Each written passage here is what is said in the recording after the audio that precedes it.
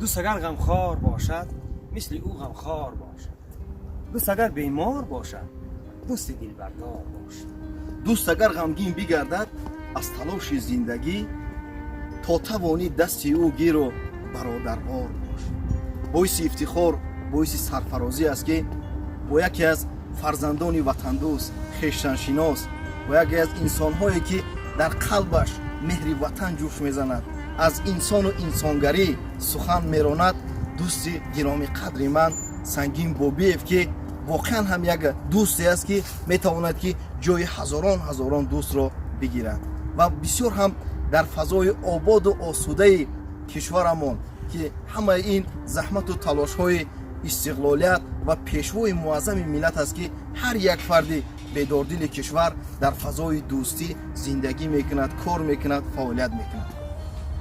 برای من نیز افتخار است که با چنین مردی خدا، با چنین شخصیتی که حسی وطن دوستی در قلبش جوش میزند دوست و برادر هستم. دوستی پاینده باد. منم داراترین آدم وطن دارم کمی خود را نگویم کم وطن دارم